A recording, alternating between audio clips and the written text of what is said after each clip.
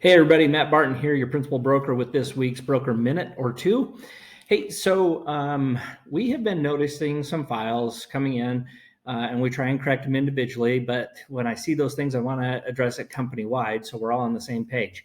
We have contracts that come in that have modifications. I guess that's the polite way of saying it. And people have striked through a line and they'll typically get somebody's initial on it, or they'll write something over in the margin and put an initial there. And that seems pretty innocuous, right? It's not hurting anybody. Everybody's in agreement. There's initials. Seems reasonable, but I hope we're all on the same page. The Division of Real Estate, in one of their administrative rules under prohibited actions, Rule 16 says the following: when writing contracts or agreements for our clients, that we shall not make a counteroffer. This is their verbiage: make a counteroffer by striking out, whiting out, substituting new language, or otherwise altering. So that last term is kind of a catch-all. And the reason it's peculiar that they use the term a counteroffer, and some people are thinking, I wasn't making a counteroffer, I was just modifying the original contract. Well, the fact that at one point the contract had verbiage in there and you came in and modified it, that is by the very definition a counteroffer. And so the division's being very explicit here, says you're not to do it that way. There's all kinds of issues that get introduced with that. The timing of it, was it signed? There's no real way to capture that.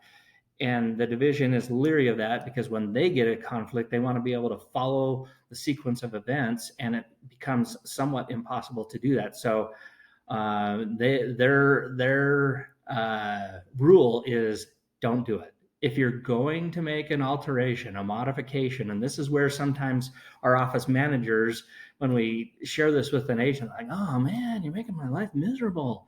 But in reality, what the office manager, at my request, is saying to you is, hey, we don't want you getting the crosshairs of the Division of Real Estate, right? Because if this turns into a conflict, then you're going to be in the crosshairs. And so what we should be doing is putting even the slight modifications, which constitutes a counteroffer, onto an addendum to the agreement. So an addendum to the ERS, an addendum to the EBB, an addendum to the REPC. That's why those addendums are provided. So word to the wise, don't make your counteroffers as defined by the Division of Real Estate by making a strikeout, a whiteout, substituting of language, or otherwise altering an original contract. Okay, if you have any questions with that, give me a call. Otherwise, I hope you have a great week. Thanks.